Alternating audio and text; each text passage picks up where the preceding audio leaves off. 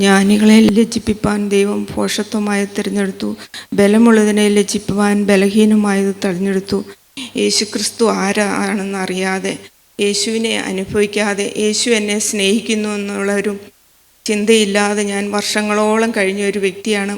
എൻ്റെ ബാല്യവും കൗമാരവും എല്ലാം പാവമായിരുന്നു.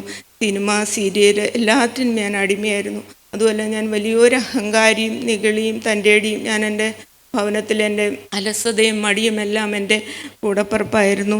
ഞാൻ ആരെയും ബഹുമാനിക്കാതെ, എൻ്റെ മാതാപിതാക്കളെ ബഹുമാനിക്കാതെ എല്ലാമാണ് ഞാൻ ജീവിച്ചത്. എന്നാൽ കർത്താവായ യേശുക്രിസ്തു ചെറുപ്പത്തിലേ തന്നെ ദൈവരാജ്യത്തിനു വേണ്ടി എന്നെ കണ്ടതായതുകൊണ്ട് പ്രകടമായ ഒരു അശുദ്ധിയിലേക്കൊന്നും ഞാൻ കടന്നുപോയില്ല. എന്നാൽ എൻ്റെ ഹൃദയത്തിലെല്ലാം അന്ധകാരവും ഉണ്ടായിരുന്നു. പരദൂഷണം, മറ്റുള്ളവരെ വിധിക്കുന്ന സ്വഭാവം, അസൂയ, അഹങ്കാരം, മുൻവിധി എല്ലാം ഉണ്ടായിരുന്നു. പാപത്തിൻ്റെ വലിയൊരു കൂമ്പാരമായിരുന്നു ഞാൻ. അതുകൊണ്ട് തന്നെ എൻ്റെ ഹൃദയത്തിൽ ഒരു സമാധാനവും ഉണ്ടായിരുന്നില്ല. ഭവനത്തിൽ എല്ലാ സൗഭാഗ്യങ്ങളും ഉള്ള ഒരു ഭവനത്തിലാണ് ഞാൻ ജനിച്ചു വളർന്നത്. സ്വാതന്ത്ര്യം എൻ്റെ ഭവനത്തിലുണ്ടായിരുന്നു. എന്നാൽ എനിക്കൊന്നിനും കുറവുണ്ടായിരുന്നില്ല. എന്നാൽ എനിക്ക് ഒരൊറ്റ സമാധാനമില്ലാതെ ഞാൻ വലഞ്ഞു.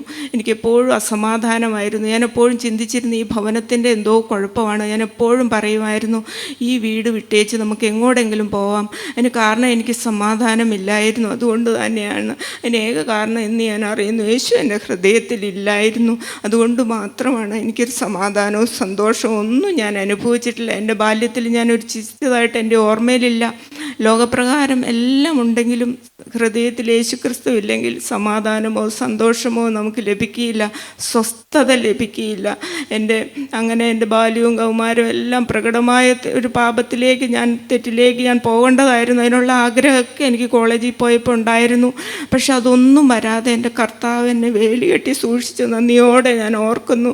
അല്ലെങ്കിൽ ഞാൻ നരകത്തിലേക്ക് പോകുമായിരുന്നു. അതുകൊണ്ട് കർത്താവ് എന്നെ കാത്തു പരിപാലിച്ചു എന്ന് ഞാൻ ഇന്ന് ഓർക്കുന്നു. അങ്ങനെ എൻ്റെ കാലം കഴിഞ്ഞു. എൻ്റെ 21-ാമത്തെ വയസ്സിൽ ഞാൻ കോളേജിൽ പഠിക്കുമ്പോൾ എൻ്റെ യേശുവിൻ്റെ വചനം കേൾക്കുവാൻ എനിക്ക് ഭാഗ്യം ലഭിച്ചു. അന്ന് ഞാൻ എൻ്റെ ആ ദൈവദാസൻ പറഞ്ഞു, ഇരുകരങ്ങളും ഉയർത്തി നിങ്ങളുടെ ജീവിതം കർത്താവായ യേശുക്രിസ്തുവിൻ്റെ കരങ്ങളിലേക്ക് സമർപ്പിക്കാൻ പറഞ്ഞപ്പോൾ ഞാൻ എൻ്റെ ജീവിതം യേശുവിൻ്റെ കരങ്ങളിലേക്ക്, ഞാൻ ഒരു വ്യവസ്ഥയും കൂടാതെ എൻ്റെ ജീവിതം ഞാൻ യേശുവിൻ്റെ കരങ്ങളിലേക്ക് ഏൽപ്പിച്ചു. അന്ന് എൻ്റെ ഹൃദയത്തിൽ ഞാൻ ഇതുവരെ ചെറുപ്പം മുതലേ അനുഭവിക്കാത്ത ഒരു വലിയൊരു സമാധാനവും സന്തോഷവും ഞാൻ അനുഭവിച്ചു. എൻ്റെ ജീവിതത്തിൽ ഒരിക്കലും ഞാൻ അങ്ങനെ അനുഭവം ലഭിച്ചിട്ടില്ല. എൻ്റെ ഭവനത്തിൽ വന്ന് ഞാൻ കുറേ നാളുകൾ എനിക്ക് ആ അനുഭവം ഉണ്ടായി. പക്ഷേ കാലക്രമേണ എൻ്റെ ആ സാഹചര്യത്തിൽപ്പെട്ട് ഞാൻ എൻ്റെ സാർച്ചക്കാരെയും ബന്ധുമിത്രാദികളെ, എൻ്റെ അയൽക്കാരെ പോലെ ഞാനും വീണ്ടും എൻ്റെ കൂട്ടുകാരെ പോലെ വീണ്ടും ഞാനായിത്തീർന്നു. എനിക്ക് എന്താണ് ലഭിച്ചതെന്നും ആരാണ് എൻ്റെ ഹൃദയത്തിലേക്ക് കടന്നു വന്നൊന്നും എനിക്ക് അനുഭവിക്കാൻ ഞാൻ വർഷങ്ങളോളം കഴിഞ്ഞു. അങ്ങനെ എൻ്റെ വിവാഹവും കഴിഞ്ഞു. എൻ്റെ സ്വഭാവത്തിന് യാതൊരു മാറ്റവും ഉണ്ടായിരുന്നില്ല. ഞാനും എൻ്റെ ഭർത്താവും തമ്മിൽ ആദ്യകാലങ്ങൾ പോലും ചേർച്ചയില്ലായിരുന്നു. ഞങ്ങളുടെ രണ്ടുപേരുടെ സ്വഭാവം രണ്ടായിരുന്നു. അങ്ങനെ ഞങ്ങളേറെ വലഞ്ഞു. എപ്പോഴും കലഹവും വഴക്കും തന്നെ. അയൽവക്കത്തുള്ളവരെല്ലാം പറയും, ബന്ധുക്കളെല്ലാം പറയുമായിരുന്നു, കല്യാണം കഴിഞ്ഞ് അന്ന് തുടങ്ങിയുള്ള വഴക്ക്, അവരെന്നാണ് സ്നേഹമായിട്ട് ജീവിച്ചിട്ടുള്ളതെന്ന്. എന്നാൽ ഇതെല്ലാം കണ്ട് അങ്ങനെ ഒരു കുഞ്ഞുണ്ടായി. ആ കുഞ്ഞിനെ വേണ്ടവണ്ണം സ്നേഹിക്കുകയോ കരുതുകയോ ഒന്നും ചെയ്യാൻ എനിക്ക് കഴിഞ്ഞില്ല. ഞാൻ നല്ലവണ്ണം ഉപദ്രവിക്കുമായിരുന്നു, ശപിക്കുമായിരുന്നു, പ്രാകുമായിരുന്നു. അങ്ങനെയെല്ലാം എൻ്റെ ഭവനത്തിലെ സാഹചര്യത്തിൽ നിന്ന് തികച്ചും വ്യത്യസ്തമായൊരു ഭവനമായിരുന്നു എൻ്റെ ഭർത്താവിൻ്റെ ഭവനം. ആ ഭവനത്തിൽ എനിക്ക് താഴ്മയോട്, ഞാൻ അവരോട് ആരോടും വഴക്കിടാൻ പോയിട്ടില്ല. ഞാൻ അങ്ങനെ സംസാരിക്കാറില്ല. ഞാൻ എൻ്റെ ജീവിതത്തിൽ വന്ന കെടുതികളെ ഓർത്ത് നിരാശപ്പെട്ടും ദുഃഖിച്ചും എന്നെ ശപിച്ചും എൻ്റെ കുഞ്ഞിനെ ശപിച്ചും എല്ലാം ഞാൻ കാലം കഴിഞ്ഞു. അങ്ങനെയെല്ലാം ഞാൻ ജീവിക്കുമ്പോൾ എൻ്റെ കർത്താവ് യേശുക്രിസ്തു എന്നെ കാണുന്നുണ്ടായിരുന്നു. അന്നെല്ലാം ഒരു ആത്മഹത്യ ചെയ്തൊന്നും പോകാതെ എന്നെ കാത്തു പരിപാലിച്ച നല്ലവനായ എൻ്റെ ദൈവം എല്ലാവരും എന്നെ പഴിക്കുകയും ചീത്ത പറയുകയും എല്ലാം ചെയ്യുമായിരുന്നു.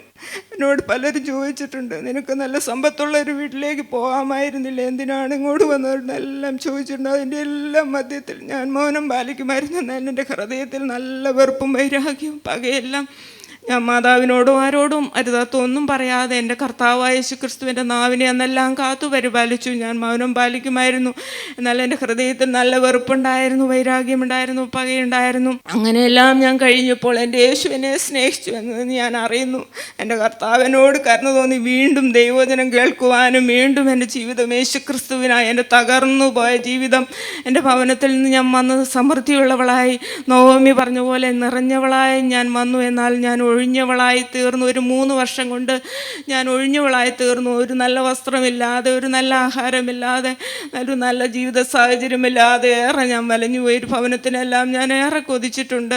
റോഡിലൂടെ എല്ലാം ഞാൻ പോകുമ്പോൾ, യാത്ര ചെയ്ത് പോകുമ്പോഴെല്ലാം കുഞ്ഞു വീടുകൾ പോലും കാണുമ്പോൾ ഞാൻ ഓർത്തിട്ടുണ്ട്, കർത്താവേ ഒരു ചെറിയ ഒരു വീടെങ്കിലും തരണമേ എന്ന് പ്രാർത്ഥിച്ചിട്ടുണ്ട്. അങ്ങനെ അനേകരുടെ മുമ്പിൽ പരിഹാസപാത്രമായി, നിന്നാപാത്രമായി എൻ്റെ ചാർച്ചക്കാരടിയിലേക്ക് എനിക്ക് പോകാൻ കഴിയാതായി.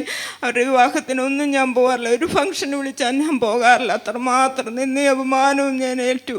ഞാൻ തളർന്നുപോയി. ആ സമയങ്ങളിലെല്ലാം കർത്താവ് എന്നെ കണ്ടുകൊണ്ട് അപ്പോൾ ആ സമർപ്പണം ഞാൻ പറഞ്ഞ അന്ന് എൻ്റെ ഹൃദയത്തിലേക്ക് വന്നു.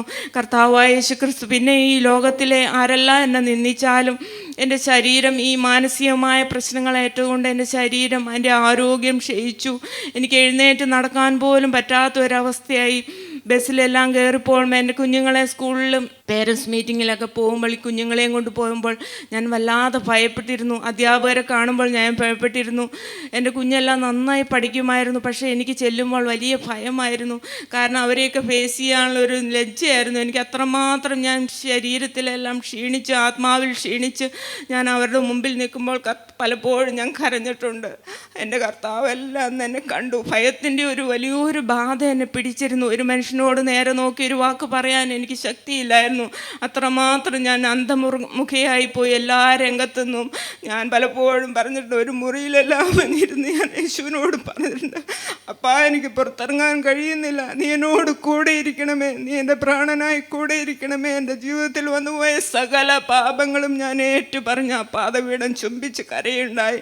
എൻ്റെ യേശു, മുഖപക്ഷമില്ലാത്ത എൻ്റെ കർത്താവായ യേശുക്രിസ്തു ഏത് പാപി ഇരുന്ന് വിളിച്ചാലും അവൻ്റെ അടുക്കിലേക്ക് വരുന്ന അന്ന് എൻ്റെ യേശു എൻ്റെ ഹൃദയത്തിലേക്ക് വന്ന് എൻ്റെ ബന്ധനങ്ങൾ അഴിച്ചു, എൻ്റെ പാപ സ്വഭാവങ്ങൾ മാറ്റിത്തന്നു. എൻ്റെ അഹങ്കാരവും പെറുവിറുപ്പും പരാതി പറയുന്ന സ്വഭാവവും എല്ലാം മാറ്റിത്തന്നു. ഞാൻ വാക്ക് പറഞ്ഞു, കർത്താവേ ഞാൻ പരാതി പറയില്ല, പരിഭവിക്കുകയില്ല. ഞാൻ വന്ന ഈ കഷ്ടതയിൽ ഞാൻ യേശുവേ നിൻ്റെ പൊന്നുമുഖത്തേക്ക് നോക്കി ഞാൻ ഇതിൽ ജയം പ്രാപിക്കുവാൻ തക്കവണ്ണം നിൻ്റെ പരിശുദ്ധാത്മാവിനെ എൻ്റെ മേൽ പകരണമേ എന്ന് പ്രാർത്ഥിക്കുകയും അങ്ങനെ അവിടുത്തെ ആത്മാവിനെ പകർന്നു തന്നു. പിന്നെ എനിക്ക് എൻ്റെ ജീവിതത്തിൽ വരുന്ന ഒരു സാഹചര്യത്തിലും എനിക്ക് പരാതിയില്ലാതെ, നല്ല വസ്ത്രമില്ലായിരുന്നു. അനേകർ എന്നെ കളിയാക്കുമായിരുന്നു. നല്ല ഷാളൊക്കെ കീറിയതൊക്കെ ആകുമ്പോൾ എൻ്റെ നേരെ ലജ്ജയോട് നോക്കുമ്പോൾ പലപ്പോഴും ഞാൻ സങ്കടപ്പെട്ടിട്ടുണ്ട്. ആ സങ്കടം കേട്ട എൻ്റെ പ്രാണപ്രിയനായ യേശുവപ്പ അന്നെല്ലാം ഞാൻ ആഗ്രഹിച്ചിട്ടുണ്ട്, ഒരു പഴയതെങ്കിലും ആരെങ്കിലും എനിക്ക് തന്നിരുന്നെങ്കിൽ ഞാൻ ആഗ്രഹിച്ച് ചോദിക്കാൻ ലജ്ജയായിരുന്നു. ആ സമയത്തെല്ലാം കർത്താവായ യേശുക്രിസ്തുവിൻ്റെ സ്നേഹവും എന്നിലേക്ക് പകർന്നുകൊണ്ടിരുന്നു. എൻ്റെ കുഞ്ഞുങ്ങളിലേക്ക്, എൻ്റെ ഭർത്താവിലേക്കെല്ലാം പകർന്നുകൊണ്ടിരുന്നു. ഞങ്ങൾക്കൊരു മനസ്സ് തന്നു. ഞങ്ങൾ തമ്മിലുള്ള പരാതിയും പരിപ്പും എല്ലാം മാറി ഞങ്ങൾ ഐക്യത്തോടുകൂടി ദൈവസന്നിധിയിൽ നിലവിളിക്കാൻ തുടങ്ങി. അപ്പാ ഞങ്ങളുടെ ഈ സ്ഥിതി മാറ്റി തരണമേ, ഞങ്ങളുടെ പാവബന്ധനങ്ങൾ അഴിച്ച കർത്താവായ യേശുവേ ഞങ്ങളുടെ ഈ ലോകപ്രകാരമുള്ള നിന്ദകളും മാറ്റിത്തരണമേ എന്ന് അവിടുത്തോട് അപേക്ഷിച്ചപ്പോൾ ഓരോ ഭാഗങ്ങളായി അവിടുന്ന് തൊട്ട് അതിലെല്ലാം വിടുതൽ തന്നു. ഞങ്ങളെ സ്നേഹിച്ച നല്ലവനായ യേശുവിന് വേണ്ടി ഇനിയുള്ള കാല അവസാനത്തോളം ഞങ്ങൾ ജീവിക്കണമെന്നാണ് ഞങ്ങളുടെ ആഗ്രഹം. ഈ ലോകപ്രകാരം എല്ലാം കർത്താവ് ഞങ്ങൾക്ക് തന്നു. ഞാൻ ഏതെല്ലാം കാര്യങ്ങൾ കരഞ്ഞിട്ടുണ്ടോ, ഏതെല്ലാം കാര്യങ്ങൾ നിന്നെ അനുഭവിച്ചിട്ടുണ്ടോ, അതെല്ലാം യേശു കരം വെച്ചു. മനുഷ്യരാരുമല്ല, മാനുഷിക കരങ്ങളല്ല. എൻ്റെ കർത്താവായ യേശുക്രിസ്തു എൻ്റെ കണ്ണുനീര് കണ്ടു, എൻ്റെ കുടുംബത്തിൻ്റെ കണ്ണുനീര് കണ്ടു. കടഭാരത്താൽ എല്ലാം വലയുന്ന സമയങ്ങളും എൻ്റെ പ്രിയപ്പെട്ടവൻ ദൈവവേലയ്ക്കായി പോകുമായിരുന്നു. അന്നെല്ലാം വൃദ്ധരായ മാതാപിതാക്കളുണ്ടായിരുന്നു. അവരെ 10 വർഷക്കാലം കർത്താവിൻ്റെ കൃപ കൊണ്ട് എനിക്ക് നോക്കുവാൻ ഭാഗ്യം തന്നു. അവർക്ക് 2 പേർക്കും ഒരു മാനസാന്തരം കൊടുത്തു, ദൈവസന്നിധിയിലേക്ക് എടുക്കപ്പെടുവാൻ ഭാഗ്യം കൊടുത്തു. അതുപോലെ എൻ്റെ പ്രിയപ്പെട്ട പിതാവ് ഒരു മാനസാന്തരമില്ലാത്ത വ്യക്തിയായിരുന്നു. ആ പിതാവിന് എനിക്ക് പൂർണ്ണ വിശ്വാസമുണ്ട്. പിതാവ് ഇന്ന് ലോകത്ത് നിന്ന് മാറ്റപ്പെടുന്ന സമയത്ത് ഞാൻ ദൈവസന്നിധി വചനം കേൾക്കുന്ന സമയത്താണ് എൻ്റെ യേശുപ്പൻ എൻ്റെ പിതാവിനെ ദൈവസന്നിധിയിലേക്ക് എടുക്കപ്പെട്ടത്. എനിക്ക് 100% വിശ്വാസമുണ്ട്. അന്ന് ഞാൻ പറഞ്ഞു, കർത്താവെ ഞാൻ നിനക്ക് വേണ്ടി ജീവിച്ചുകൊള്ളാം, എൻ്റെ പിതാവിൻ്റെ ആത്മാവിനെ നീ കൈക്കൊള്ളണമെന്ന്. എൻ്റെ കർത്താവ് ആരെല്ലാം പറഞ്ഞാലും എനിക്ക് 100% വിശ്വാസമാണ് എൻ്റെ യേശുവിൻ്റെ കരങ്ങളിലാണെന്ന് എൻ്റെ പിതാവെന്ന്. പൂർണ്ണമായും ഞാൻ വിശ്വസിക്കുന്നു. ഒരു മാതാവുണ്ട്, ആ മാതാവിന് വേണ്ടി ഞാൻ നിരന്തരമായി അമ്മച്ചിക്ക് ഞാൻ ഫോൺ കൊടുത്തിട്ടുണ്ട്. നിരന്തരമായി വചനം കേൾക്കുവാനും എനിക്ക് ഉറപ്പുണ്ട് അമ്മച്ചിക്ക് രൂപാന്തരം കൊടുത്ത് എൻ്റെ അമ്മച്ചീനെയും കർത്താവ് ദൈവസന്നിധിയിലേക്ക് എടുക്കപ്പെടുമെന്ന് ഒരു ലക്ഷ്യമുള്ളൂ. മാത്രമല്ല ഞങ്ങൾക്ക് ദാനമായി 3 മക്കളെ തന്നിട്ടുണ്ട്. യേശുക്രിസ്തുവിൻ്റെ കരങ്ങളിലേക്ക് ഏൽപ്പിച്ചുകൊണ്ട് അവർ ക്രൂശിലെ സ്നേഹത്തിൻ്റെ സാക്ഷികളായി അവർ ജീവിക്കുന്ന കണ്ടുകൊണ്ട് സമാധാനത്തോടെ ഞങ്ങൾക്ക് 2 പേർക്കും ഈ ദൈവസന്നിധിയിലേക്ക് എടുക്കപ്പെടണമെന്നാണ് ഞങ്ങളുടെ ആഗ്രഹം. എൻ്റെ യേശു എൻ്റെ പ്രാണനെ മരണത്തിൽ നിന്നും, കണ്ണുനീരിൽ നിന്നും, കാലിനെ വീഴ്ചയിൽ നിന്നും രക്ഷിച്ചു. ഈ നല്ലവനായ കർത്താവിന് വേണ്ടി അന്ത്യത്തോളം അവിടുത്തെ സ്നേഹിച്ചും മാനിച്ചും കൊണ്ടും താഴ്ന്നു അവിടുത്തെ പരിശുദ്ധാത്മാവിന് കീഴടങ്ങി താഴ്ന്നിരിപ്പാനായി എന്നെ, എൻ്റെ കുടുംബത്തെ, എൻ്റെ കുഞ്ഞുങ്ങളെയും സമ്പൂർണ്ണമായി ഞങ്ങളെ സമർപ്പിച്ചുകൊണ്ട് എൻ്റെ എളിയ സാക്ഷ്യത്തിൽ നിന്ന് വിരമിക്കുന്നു. ദൈവനാമം മാത്രം മഹത്വപ്പെടുമാറാകട്ടെ.